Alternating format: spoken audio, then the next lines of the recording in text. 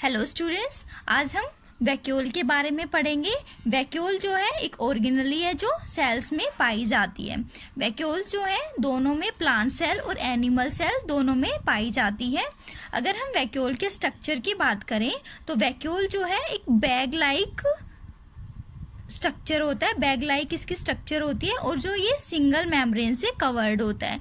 जो इसकी single membrane होती है उसको हम क्या बोलते हैं? टोनोप्लास्ट। क्या हो जाएगा? वैक्यूल की जो मेम्ब्रेन होती है उसको हम बोलेंगे tonoplast. So vacuole is a single membrane bound organelle and it is a sac like structure. मतलब ये एक बैग की तरह इसकी शेप होती है और उसकी आउटर लेयर को हम क्या बोलते हैं? टोनोप्लास्ट। अब अगर हम इसके देखें कि इसका क्या काम होता है तो ये स्टोरेज का काम करता है। मतलब ये एक बैग लाइक स्ट्रक्चर होता है तो ये अपने अंदर जो है चीज़ों को स्टोर करके रखता है। अपने अंदर चीज़ें स्टोर करके रखता है तो कौन कौन से कंटेंट, लिक्विड कंटेंट भी हो सकता है या फिर सॉलिड कंटेंट भी हो सकता है। तो ये लिक्विड मटेरियल को या सॉलिड मटेरियल को अपने अंदर स्टोर करके रखता है। These are storage sacs for liquid और सॉलिड कंटेंट। अगर हम प्लांट और एनिमल सेल की बात करें तो प्लांट सेल्स में जो वैक्यूल हैं वो लार्ज साइज के मिलते हैं, जबकि जो एनिमल सेल्स में वैक्यूल प्रेजेंट होते हैं उनका साइज क्या होता है? छोटा होता है। और जो प्लांट सेल्स में हमें वैक्यूल मिलते हैं वो कम होते हैं नंबर में comparison to animal cell. So in plant cell vacuoles are of large size and less in number. देखो, अगर हम प्लांट सेल की बात करें तो कुछ इस तरह की होती है हमारी प्लांट सेल। तो जो प्लांट सेल की स्ट्रक्चर हमने देखी थी उसमें क्या होता है, ये जो वैक्यूल्स होते हैं वो लार्ज साइज के होते हैं और कुछ जो मैच्योर प्लांट सेल्स होती हैं उनके अंदर इन वैक्यूल्स का साइज इतना बड़ा होता है कि ये जो है सेल का 50 to 90% वॉल्यूम को कवर कर लेते हैं। और जो बाकी की ऑर्गेनेलीज होंगे जैसे कि न्यूक्लियस हो गया, माइटोकॉन्ड्रिया हो गया, उनको एक साइड में पुश कर देते हैं और जो खुद जो है सेंट्रली लोकेटेड हो जाते हैं। तो क्या होता है, कुछ मैच्योर प्लांट्स की सेल में वैक्यूल्स का साइज लार्ज होता है और ये सेल की 50 to 90% वॉल्यूम को कवर कर लेते हैं और जो बाकी ऑर्गेनेलीज होते हैं उनको एक साइड पुश कर देते हैं। और अगर हम प्लांट्स के वैक्यूल की बात करें तो ये लार्ज साइज होते हैं और इनका नंबर कम होता है क्योंकि लार्ज साइज होते हैं तो कम ही नंबर में प्रेजेंट होते हैं प्लांट सेल के अंदर। और इनका क्या काम होता है, ये अपने अंदर मटेरियल्स को स्टोर करके रखते हैं। जो हमारा वैक्यूल होता है उसके अंदर अभी हमने पढ़ा कि वो अपने अंदर चीज़ें स्टोर करके रखता है। तो जो वैक्यूल होता है उसके अंदर फ्लूइड लाइक मटेरियल प्रेजेंट होता है। तो जो ये फ्लूइड मटेरियल होता है इसको हम क्या बोलते हैं? सेल सैप बोलते हैं। क्या बोलते हैं? जो वैक्यूल्स के अंदर फ्लूइड मटेरियल प्रेजेंट होता है उसको हम बोलेंगे सेल सैप। अब अगर हम देखें कि इस सेल सैप के अंदर क्या क्या चीज़ें प्रेजेंट होती हैं तो ये सेल सैप जो है, वैक्यूल का सेल सैप क्या क्या कंटेन करता है?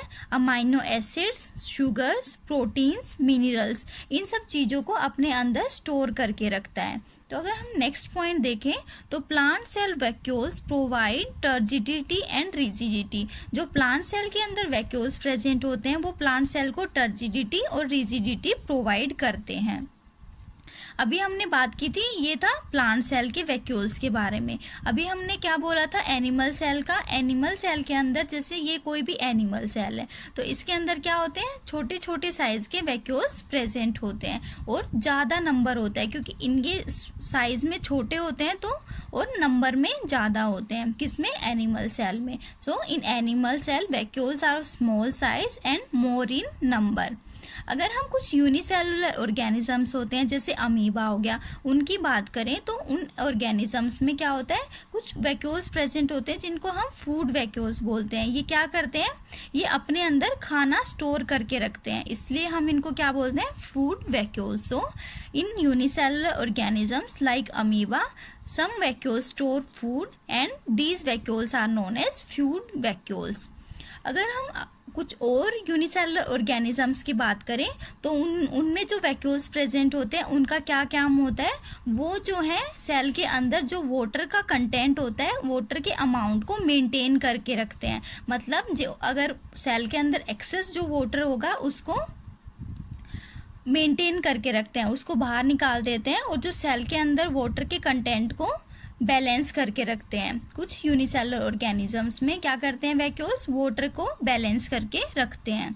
तो अगर हम वैक्यूल्स के फंक्शन की बात करें तो वैक्यूल्स का फंक्शन क्या क्या हो जाएगा, जैसे हमने अभी पढ़ा, क्योंकि सेल के अंदर, किसी भी सेल के अंदर वैक्यूल प्रेजेंट है तो जरूरी है कि इसका कोई ना कोई तो काम होता होगा, तभी ये सेल के अंदर प्रेजेंट होता है। तो क्या क्या काम होते हैं वैक्यूल्स के, अगर हम इनके फंक्शंस की बात करें तो जैसे कि हमने अभी देखा कि ये स्टोरेज सैक होते हैं, मतलब ये एक बैग लाइक स्ट्रक्चर होते हैं, अपने अंदर कुछ ना कुछ स्टोर करके रखते हैं। तो एक तो फंक्शन इनका यही हो जाएगा कि ये अंदर अपने अंदर चीजों को स्टोर करके रखते हैं। इनका क्या काम होता है, स्टोरेज का काम होता है।